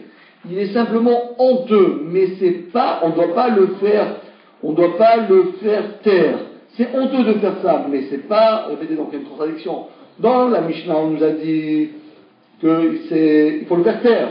Et ici, il y a écrit simplement, c'est honteux ce qu'il fait. Réponse de la Gemara, Megouné, attends, on n'a pas la réponse, la question encore. J'ai déjà dit la question avant de la voir. Megouné, ou Déhavé, chez Massema, c'est honteux, mais on ne doit pas le faire taire parce que il n'est pas en train de blasphémer. Alors qu'on vient de dire qu'on doit le faire taire. Donc, est-ce qu'on fait? On le fait taire ou on lui dit vraiment honteux de ta part de parler comme ça? Réponse. L'akashia Adama Milta Vitanele Adama Psuka Vitanele. Ça dépend comment ça se passe. S'il dit Shema Israël, Hashem Elokeinu Hashem Echad, Shema Israël, Hashem Elokeinu Hashem Echad, Shema Israël, Hashem Elokeinu Hashem Echad, ça c'est gravissime. Pourquoi? Parce que c'est comme Modim. De qui tu parles? Il n'y a rien que Hashem Echad. Tu parles de plusieurs personnes. Chazé Shalom. C'est pas possible. Ça s'appelle blasphémer. Mais celui qui dit Shema, Israël. C'est pas grave ça. Parce qu'il essaie de se convaincre. Schéma. Mais c'est honteux, parce que devant Hachem, tu viens pas devant Hachem, schéma. Attends, dis-moi, tu bégayes ou pas? Ça marche pas comme ça. Donc dans ce cas-là, on n'a pas, dans les deux cas, on ne doit pas le faire, mais c'est moins grave. De répéter Shema Yisrael Hashem Elokeinu Hashem Echad, c'est l'explication de Rashi, et c'est comme ça que c'est dans le Shulchan Aruch. Tosfot dit un peu différemment, il dit exactement le contraire, mais bon, on va expliquer le Rashi. D'accord. Amar les Rav les Rava. Mais il dit, mais qu'est-ce que tu veux le malheureux? Imaginez-nous ce qui nous arrive, on va dire, pour les Kav Zechut, une fois dans la vie. Quelqu'un, il a dit Shema Yisrael, Hashem Elokeinu Hashem Echad, et quand il arrive à Hashem Echad, mais j'étais complètement à l'ouest. J'étais en train de penser à toute chose de l'autre, j'ai une crevaison, j'ai un problème à régler, ceci. Donc lorsqu'il a dit Shema Yisrael Hashem Elokeinu Hashem Echad, il a pensé à rien. Donc après, il a dit je vais me rattraper, je ne veux pas faire le schéma comme ça. Qu'est-ce qu'il a fait? Il dit Shema Yisrael Hashem Elokeinu Hashem Echad en pensant. Donc c'est pas grave. Il n'a pas pensé à deux dieux, Chas v'Shalom. Qu'est-ce qu'il a fait? Il dit Shema Yisrael Hashem Elokeinu Hashem Echad. J'ai dit n'importe quoi, donc je recommande bien. Shema Yisrael Hashem Elokeinu Hashem Echad. Donc c'est bien. Au contraire, c'est un bon juif. La première fois, il a mal fait, donc il se rattrape, il dit non, j'ai fait Ispina Vera, je préfère faire bien. Donc il a dit Amar les Rapapa, les Rava, Vedima, mais peut-être, mais Ikara, l'Okiven Date. Peut-être au début, il n'a pas été à Kavana, Veashta, et maintenant qu'il vient Date. Pourquoi pas? Pourquoi tu dis que c'est quelque chose de très très grave ce qu'il a fait, et ça relève de la Pikorsout? Réponse. C'est une réponse, très très dure, très dure. On a dit, Chavrutak la Peshmaya. Attends une seconde. Toute la journée, 24 heures sur 24, tu penses à tous tes problèmes. Ok. Maintenant, je te demande 10 secondes, 5 secondes. Je te demande, réfléchis à ce que tu vas dire. Shema Israël, Hashem Elokeinu, Hashem Echad, c'est tout. Et ça, qu'est-ce que tu fais? Tu penses à mille autres choses. Est-ce que tu crois vraiment que tu peux te conduire avec le ciel en familiarité? Tu crois que ça, c'est ton copain? Quand tu dis Shema Israël, Hashem Elokeinu, Hashem Echad, te demande de penser à ce que tu fais. Donc, on n'accepte pas de penser à autre chose. Bon, Agma dit, bon, mais si j'ai pas pensé, bon, d'accord, ok, j'ai compris que la prochaine fois je pourrais, mais maintenant j'ai pas pensé. Vi lo mechaven date. Et si, chas v'shalom, tu ne te concentres pas, alors, dit la Gemara, machinale, je te frapperai avec un marteau de forgeron. Jusqu'à ce que tu te concentres.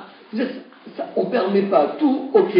Mais 10 secondes dans la journée, ça permet-moi de te le demander. Mais avant de commencer Shema Israël, réfléchis. C'est pour ça que dans les yeshivot, dans les yeshivot, on a pris comme décision qu'avant de dire Shema Israël, il y a toujours un moment de silence. On dit, déjà, Abochar Israël, Be'ava, Shema Israël. Et les gens, ils sont déjà ils ne savent plus où ils en sont. On s'arrête un instant. Abocher, Be'amo, Israël, Be'ava, stop. Shema Israël, Hashem Elokeinu. Comme ça, on se laisse quelques fractions de secondes pour réfléchir ce qu'on va nous dire. Parce que ça, c'est impardonnable. Voilà ce que la Gemara dit ici. À Mechal et Be'arayot, on avait appris que celui qui interprète d'une manière euphonique des unions interdites, alors on doit le faire taire. Tana Rabbi Yosef, qu'est-ce que ça veut dire? Il dit quoi? Que les incestes, c'est quoi en réalité? Ça veut pas dire vraiment inceste, ça veut dire le déshonneur de sa mère et le déshonneur de son père. Mais c'est pas ça l'explication. Chas v'shalom, cela revient à dire c'est quelque chose qui est très très grave d'interpréter comme ça la Torah. À Omer, on a vu dans la Mishnah, on a déjà expliqué, celui qui veut changer ce texte-là, aussi, on le fait taire, mais cette fois-ci avec même un blâme. Tana, Rabbi Ishmael, Israël, qui est situé comme on a dit, lui dit, il s'agit d'un juif qui a une relation interdite avec une Goya, et il va avoir un fils qui sera obligatoirement non juif, et donc c'est ça qui est son fils est destiné à l'idolâtrie. Mais c'est pas ça l'explication, on n'a pas c'est juste ce qu'il dit, mais c'est pas ça l'explication de la Torah. Mishnah. Maaseh Reuven, quand nous allons voir une liste et ça termine comme ça, ce pérec là de la Gemara, On va faire le sioum dès qu'arrive le Rav Sitruk. Et la Gemara nous dit qu'il y a plusieurs épisodes dans la Torah. Certains, on n'arrive pas à le comprendre. Pourquoi? Parce que tant qu'on n'a pas bien étudié le texte, on peut le comprendre d'une manière qui est complètement fausse. Et donc, on a décidé, pour bien faire les choses, qu'on va le lire, parce que tous les mots de la Torah, il faut le lire, mais on ne va pas le traduire. Parce que la traduction littérale, c'est n'importe quoi. C'est pour cela que si vous voulez lire la Bible, ne lisez jamais la Bible en français. La Bible en français, ça ne veut rien dire. Mais strictement rien dire. C'est presque assourd de lire la Bible en français. Tant qu'on n'a pas lu la Bible avec Rashi, avec le Radak, avec le Ben Ezra, on ne peut pas comprendre, ça ne veut rien dire, c'est n'importe quoi. On peut des textes, qu'est-ce qu'il dit, qu'est-ce qu'il veut dire, on comprend rien. Donc, la même chose, dit la Mishnah. Il y a des choses qu'on peut lire, mais pas traduire, parce que la traduction, tu viens étudier au Beth Midrash. Et donc, l'histoire de Réhouven, par rapport avec son père, Yaakov, avec Bilha, c'est des choses qu'on ne comprend pas ce qui s'est passé, donc obligatoirement on le lit, mais on ne le traduit pas. Deuxième chose, le maasé de Tamar, Yehuda et Tamar, ce qui s'est passé avec eux aussi. On peut le lire, mais celui-là, on peut même celui-là, par contre, on peut le traduire. Parce que ça, on peut comprendre ce qui s'est passé là-bas. Maasé Egel Arishon, le premier récit de l'épisode du veau d'or, celui-ci est lu et traduit. Mais le deuxième, il est lu, mais il n'est pas traduit. Quelle différence entre le premier et le deuxième? Dans le deuxième, c'est Aaron qui va répéter ce qui s'est passé à Moshe. Et là-bas, il a dit un mot très grave. C'est-à-dire qu'on peut très mal comprendre. Il a dit, j'ai jeté toute l'or dans du feu, et soudain, il y a un veau d'or qui est sorti. C'est quoi? Comment? Le veau d'or, il sort tout seul? Mais comment est-ce possible qu'un veau d'or, il sort de... Ah! Donc le veau d'or, il a une force. Et ça, c'est très grave de penser ça. Donc c'est pour ça qu'on ne peut pas traduire ce verset-là, et donc on ne lit pas ça. On le lit, mais on ne le traduit pas. Birkat Kohanim. Écoutez bien ce qu'il dit là, c'est un scoop ça. Birkat Kohanim, ou bien le maasé de David et Amnon, Nikraim, on le lit, mais on ne le traduit pas. Bon, alors, maasé Amnon, on comprend, parce que David et Amnon, avec toute cette histoire, c'était une histoire qui est vraiment très, très malheureuse. Mais Birkat Kohanim, pourquoi on ne peut pas le traduire? C'est une super bénédiction. On va le voir dans quelques instants. En maftirim bemarkava. On n'a pas le droit de faire la haftara lorsqu'on parle de la merkava, quand on lit à l'époque de Yecheskel. Le premier qu'on lit à Shavuot. Et Rabbi Yehuda Matir, dit Tosfot à la race comme Yehuda, qu'on a le droit de le faire. Rabbi Eliezer Omer, en maftirim, et c'est un qu'on a à la Mishnah, Be'oda et Yerushalayim et To'avotea. On ne lit pas des haftarot qui nous donnent la chair de poule et nous dire fais connaître à Jérusalem ses abominations. Ça, on ne peut pas faire parce que ça, c'est trop grave. Ça, on ne peut pas le dire. Ok, maintenant, on fait la Gemara. Gemara. Yesh nikraim u'metargemim. Yesh nikraim u'metargemim. Yesh lo nikraim u'metargemim. Il y a des cas où sont lus et on traduit. Il y a des cas où on lit mais on ne le traduit pas. Et il y en a d'autres, ni on le lit, ni on le traduit. Donc 3 cas, en rouge, en violet et en vert. Parce que c'est bien, faites attention aussi, les couleurs ne sont pas anodins. Chaque couleur, en réalité, il a un rapport. Ceux qui sont en train avec les matria et des couleurs et tout. Bon. Celui qui sait bien lire les diapositives, il comprend c'est quoi les couleurs. Allez. Elou nikraim benifraim. Voici maintenant la liste des cas qui sont lus et qui sont traduits. Le voici. Balat, Akan, Nishpa. Là, vous avez vraiment toutes les couleurs de l'arc-en-ciel. Bereshit, Lot, Tamar, Egel, Klalot, Onashim, Amnon, Maaseh Avshalom, Pilegesh, Oda. Donc, c'est les rachetevot de tout ce qu'on va dire dans la Gemara, et on va voir que tout cela doit être lu et traduit. Donc c'est une manière mémotechnique qui est là. Balat, Akan, Nishpa. Quand on rentre chez vous à la maison, on dit qu'est-ce que tu as appris chez Rabaouzi pendant 7 heures? Qu'est-ce que tu as raconté? Il dit c'est facile. Balat, Akan, Nishpa. Ah bon, c'est quoi ça? Il t'a appris quoi? C'est quelle langue qu'il t'a appris? Et c'est ça. Balad Akanishpa. On dit que le Harizal disait que dans ces petites lettres qu'a priori c'est rien qu'une manière mémotechnique, sont écrits tous les secrets de l'univers. C'est ça que je dis, quand vous rentrez maintenant, dites Balad Akanishpa. Parce que c'est pas anodin, c'est tout, ça a l'air rien du tout, ça a l'air rien des mots, et malgré tout, ça a une puissance extraordinaire. Allez, on y va. C'est quoi tous ces lettres-là? Le premier, c'est Maaseh Bereshit, l'œuvre de la création, est lu et même traduit. La Gemara dit, mais c'est évident qu'on peut la lire et l'expliquer. Non, Maoudetema, j'aurais pu croire, a-t-il échanouillé, parce qu'on aurait pu croire que les gens vont demander, mais qu'est-ce qu'il y a en haut? Qu'est-ce qu'il y a en bas? Qu'est-ce qu'il y avait avant? Qu'est-ce qu'il y a après? Des questions qui seraient de Shalom, on peut arriver à une folie, on peut devenir fou. D'ailleurs, on sait que Rabban est sous les Markava, et ils ont perdu la raison. Malgré tout, on n'a pas de crainte à avoir, parce que la Torah nous protège. Maaseh Lot, Veshte Benotav. L'histoire de Lot et ses deux filles, l'inceste qu'il y avait entre Lot et ses filles, on les lit et on les traduit. La Malipshita, évidemment, pourquoi pas, quel problème? Maoudetema, j'aurais pu croire, Nichouch Tekvodo d'Abraham, j'aurais pu croire, pour le kavod de Abraham, ça vaut pas la peine de dire Kamash Malan, c'est pour cela que ça peut dire, c'est pas le kavod d'Abraham, c'est pas grave, celui qui a fait Abraham, il faut le dire, c'est pas grave.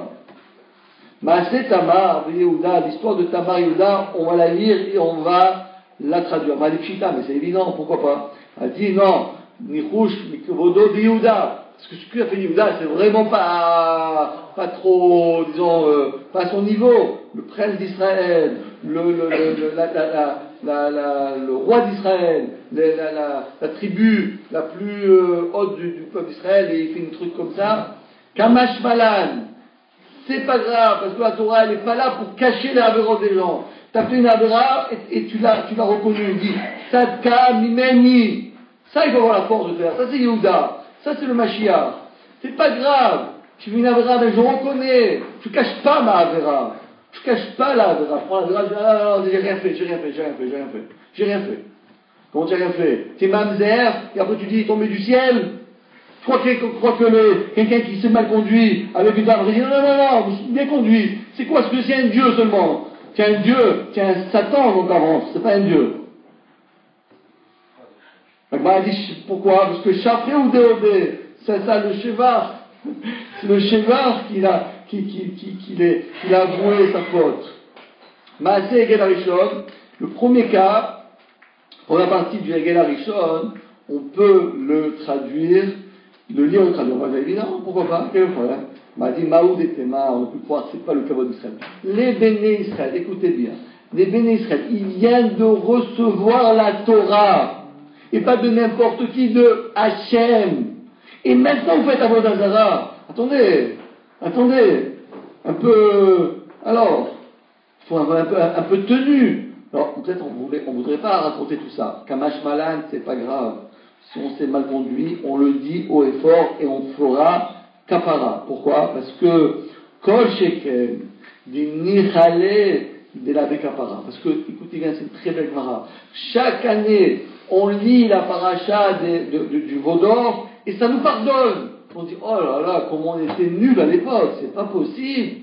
Comment on s'est conduit comme ça? On peut pas Moshe Rabbeinu, il est arrivé à Mamash une fois 30 secondes après et les Israéliens n'ont pas pu se retenir. Et ça, c'est là pour expier la faute des Béné Israël. La lode des brachot. On sait que les Béné Israël ont traversé le Jourdain pour arriver en Israël. Alors à ce moment-là, Hachem a dit sur le Har Gerizim et Ebal, on va faire les bénédictions et les malédictions. Et pourquoi pas? Et pourquoi on ne pourrait pas dire ça? Maoud et Tema, Nichouch, peut-être on aurait pu craindre que l'assemblée il peut être démoralisé. On se dit, non, pardon, je me suis trompé, les brachot d'éclalote, c'est ce qu'on dit dans Kitavo, là. Tous les brachot, il y a 49, après il y a 98 brachot d'éclalote. On aurait pu croire que les gens, ils sont démoralisés, Kamash Malan, que ça pose pas de problème. Azara Veonashim, Nikraim Targemim. Aussi, les versements, les punitions, aussi, il faut les lire et il faut les traduire. Parce que si on voit que Hachem il punit très fortement le peuple d'Israël, alors les gens, qu'est-ce qu'ils vont penser? Ils vont dire, écoute, moi ce que je vais faire, je vais faire les mitzvot, parce que j'ai peur que le ciel me tombe sur la tête. C'est ce qu'elle veut dire. J'ai peur que le ciel tombe sur la tête. Et ça, c'est pas bien. Parce que nous, on ne doit pas servir Dieu parce qu'on a peur qu'il nous punisse. On doit servir Dieu parce qu'on veut servir, parce qu'on aime Hachem. Et donc, l'amour d'Hachem, elle est encore plus haute que la crainte d'Hachem. Donc, on aurait pu croire qu'on ne doit pas nous parler de la crainte d'Hachem, Kamash Malan, c'est pas grave. Il faut craindre Hachem et il faut aimer Hachem. Ça pose aucun problème. Maaseh Amnon et Tamar, le Maaseh de Amnon et Tamar, fameuse histoire. Comme dit Améler, il avait deux enfants, à part tout ce qu'on connaît, Shlomo. Il avait un premier enfant qui s'appelait Amnon, et le deuxième enfant, il s'appelait Tamar. Et les deux enfants, et le deuxième enfant de Amnon et Tamar, c'était des demi-frères. Mais comme les deux sont nés de Eshet des Torah, ils pouvaient se marier ensemble. Ils n'avaient aucun lien, ni côté paternel, ni du côté maternel. Mais malheureusement, Amnon, il aimait Tamar. Et Tamar ne voulait pas épouser Amnon. Qu'est-ce qu'il a fait? Il a fait tout un stratagème, tout un système pour que Tamar vienne le voir. Et à ce moment-là, le malheureux, comment dire en français, il a violé Tamar. Et de là, c'est quelque chose pour David Améler, c'était la pire qui puisse lui arriver, que ses enfants se conduisent de cette manière-là. Et qu'est-ce qui s'est passé? Dit la Gemara que ça, il faut le lire et il faut l'expliquer. C'est pas parce que tu es le fils du roi que le fils du roi, on n'a pas le fils du roi, voilà, on fait une parenthèse. Bon, fils du roi, censuré. Non, on ne censure pas. C'est ça qui est beau dans la Torah, Rabotai. C'est ça qui est beau. Il n'y a pas de censure. Le meilleur, tu as trébuché, il faut le dire. On doit apprendre. La Gemara Pshita, évidemment, il faut le dire, m'a dit, pourquoi? Parce que on aurait pu croire, David, on aurait pu croire l'honneur de David, Kamash Malan que non. Et la même chose aussi, la Gemara là, elle dit, le 27e cas, c'était Avshalom. Avshalom, écoutez bien cet enfant-là. C'était un enfant qui était d'une beauté qui dépassait l'entendement humain. La Gemara dit, il n'y avait pas un homme aussi beau que Avshalom. Et David Améler, c'est son fils, entre guillemets, préféré. Et ce Avshalom, il s'est rebellé contre son père. Il s'est rebellé contre son père. Et non seulement il s'est rebellé contre son père, mais il a décidé de mettre à mort son père. Écoutez bien. Prendre la royauté de son père et de le mettre à mort. Il est arrivé à convaincre Doeg à Adomi, le roche à Sanhedrin, de la véracité de sa thèse, que David Améler, de toute façon, il est pas saoul, et donc il faut l'éliminer, et c'est moi, Avshalom, qui va prendre c'est moi qui va devenir le roi sur Israël. Et tout le peuple d'Israël, écoutez bien comment on peut, avec les médias, on peut changer l'esprit des gens. À force de répéter, David Améler c'est un nul, David Améler il est pas saoul, David Améler c'est un mamzer, David Améler c'est Ben Nida, David Améler c'est ceci, cela et cela, tout le monde le croit. David Améler, on la croit. Parce qu'à force d'écouter France Info, répéter, alors il y a des informations et ce qu'on appelle l'intox. Alors on répète, Israël. À force on croit que là-bas les gens ils ont des cornes, c'est des satans. Qu'est-ce qui se passe? On répète. David Améler. Attends, vous vous rendez compte un peu? David Améler était pendant 33 ans roi d'Israël. Il n'a jamais pris un repas assis sur une table. Il a mangé que de l'eau et des larmes pendant toute sa vie. David Améler. C'était pas un roi comme Louis XIV, le roi Soleil. David Améler, toute sa vie, il a jeûné. Il jeûnait à Ragol et Yetzara Beta'anit. Toute la journée, il a jeûné pendant tout son règne. Le seul moment où il mangeait, c'était le soir. Et qu'est-ce qu'il prenait comme repas? Pas après le repas un couscous boulette, ou bien une kaila. Non, pas ça. Il mangeait du pain dur et des larmes. Voilà le roi d'Israël. Voilà, c'est ça un roi d'Israël. Ça, c'est un roi d'Israël. Et son fils, France Info, TF1, TF2, on répète, et on répète. Qu'est-ce qui s'est arrivé? Tout le peuple d'Israël a décidé que David Améler doit disparaître. David Améler, il n'avait que quelques soldats avec lui. David Améler, il n'a même pas eu le temps de mettre ses chaussures, il a dû s'enfuir de son palais à Jérusalem. Et il est parti en direction de, aujourd'hui s'appelle le mont des Oliviers. Il n'y avait pas à ce moment-là, il n'y avait pas de Kvarim. Il s'est sauvé. Et il était juste que quelques personnes qui étaient encore loyales avec lui, entre autres le Kohen Gadol et son général d'armée. Mais son fils a décidé de le mettre à mort. Et voilà que lui il monte, il se sauve, et puis il y a Shimi Ben Gera, qui arrive et qui dit, il lui fait une klala, nimretzet, une malédiction terrible, nimretzet, rachetevot, nun nida, tu es un ben nida mon cher ami, il dit ça à David Améler, même, tu es un mamzer, reste, tu es un rachat. Il s'arrêtait pas. Alors son général d'armée, il a dit, je prends l'épée, je le tue. Il dit non. David Améler a dit non, je le tue pas. Parce que si Hachem, il a voulu que j'entende ces malédictions, c'est que je mérite. Ça c'est David Améler. Ça c'est le roi d'Israël. Vous avez vu c'est quoi un roi d'Israël? C'est ça un roi d'Israël. Et Absalom, il s'est pas démonté. Il a dit, mon père il est là-bas. Venez tous, il avait toute l'armée d'Israël avec lui, tout le peuple d'Israël contre David. On va l'attraper, on va le mettre à mort. Et voilà que Hachem a sauvé David. Comment il a fait? Il y avait Doeg Adomi. Doeg Adomi, c'était un génie, un vrai génie. Et une seule fois, il a fait une erreur, c'est cette fois-ci-là. Il a dit non, laisse-le David. De toute façon, où il va aller, on va l'attraper. Où il va, on va l'attraper. Tout ça, le Coréen. Maintenant, on va réunir une armée immense. Et avec toute l'armée immense, on va aller exterminer David Améler Shalom. Alors après, mais non, c'est pas ça qu'il faut faire. On l'a là, devant nous. Qu'est-ce qu'on a besoin d'aller ramasser des armées? À quoi ça sert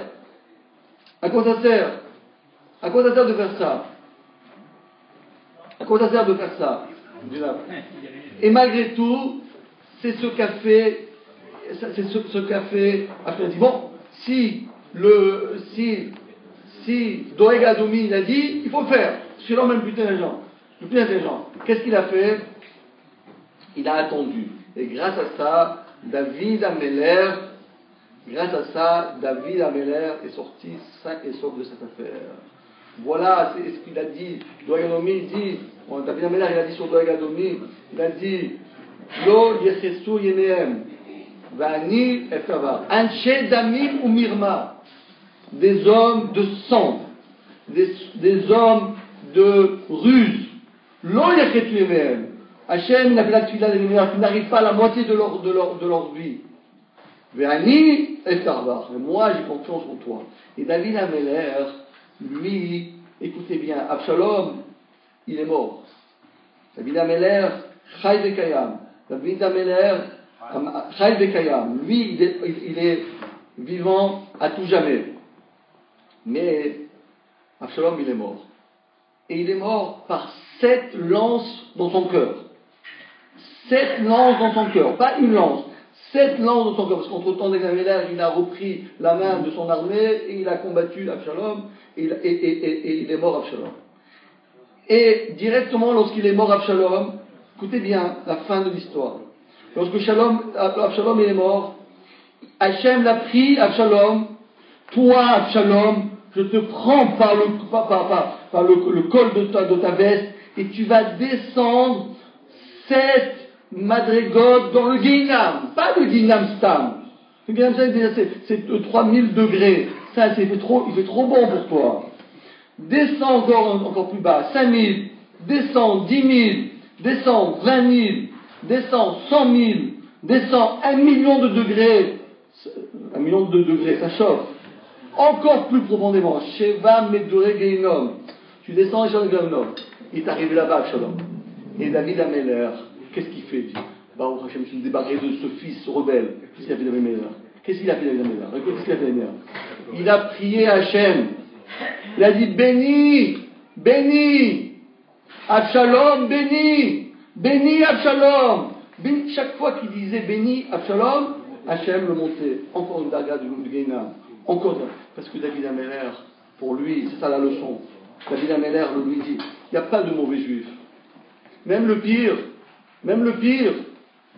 juif, nous on doit avoir pitié de lui et on doit prier pour lui qu'il soit Roser Betchouva. C'est ce que nous dit la Mishnah. Nikra, il faut le lire la paracha. Metargem, ce que j'ai fait aujourd'hui, de vous expliquer, le targum de la vraie histoire. Ça c'est la vraie histoire, mais quand vous lisez dans la Bible, même illustrée, ça, vous ne connaissez pas ça. Allez, on continue. Dit la Gemara, Maaseh Pilegesh Begiva, l'histoire concerne la concubine de la Giva, est lue et traduite. Ça aussi c'est une histoire, moi je peux vous la lire, je peux pas vous la traduire parce qu'elle est un peu longue celle-là. Il m'a dit c'est évident, pourquoi pas. J'aurais pu croire que cela va porter atteinte à l'honneur de la tribu de Binyamin. Parce qu'il y a une histoire terriblement terrible. À savoir qu'il y a eu ici une action terrible, qu'ils se sont permis de faire quelque chose avec une femme, et la tribu de Binyamin ne s'est pas levée contre cet acte qui était immoral. Et donc, qu'est-ce qui s'est passé? La tribu de Binyamin, au lieu de sanctionner la personne qui a fait cette mauvaise action, et au contraire, ils ont accepté, etc., etc. Et puis, il y a eu des guerres terribles, jusqu'au moment, écoutez bien, que la tribu de Binyamin était presque exterminée et il n'y avait aucun juif qui voulait se marier avec eux. Vous êtes des gens qui ne sont pas praticables, vous êtes des gens qui ne sont pas... Et on s'est terminé, c'était bien terminé, mais en tout cas, il y a eu toute cette histoire qui s'est passée au moment des Shoftim. Kamash Malan, c'est pas grave. La dernier cas, Yagmara, Oda et Yerushalayim et To Avotea. C'est quoi ça? On a dit des versets qui parlent de Jérusalem, les abominations qui se passent à Jérusalem. Malheureusement, aujourd'hui aussi, il y a des abominations qui se passent à Jérusalem, dans la ville sainte. Tous les Gdolé Israël, ils ont écrit une lettre, ils ont demandé aux autorités, on vous en prie, on vous demande incessamment de ne pas faire passer la fameuse Gate Right à Jérusalem. Il y a de la place, allez, c'est grand Israël. Non, ils veulent passer devant le Kotel. Devant le Kotel. Mais qu'est-ce que vous avez là-bas? Là-bas, c'est pas pour vous. Ok, faites ce que vous voulez, c'est pas notre problème. Mais non, on veut là-bas. Et ça, c'est les abominations qui se passent à Jérusalem. Mais ça, dit Agmara, il faut le dire et il faut le traduire. Pourquoi? Parce que la Poukem de Rabbi Eliezer, ça vient exclure ce que dit Rabbi Eliezer. Parce qu'il y avait une fois un jour, Maaseh Be'adam, une fois un jour, Shaya Koré, les Malam et Rabbi Eliezer. Il disait, devant Rabbi Eliezer, le grand Rabbi Eliezer, la section, il dit comme ça, je vais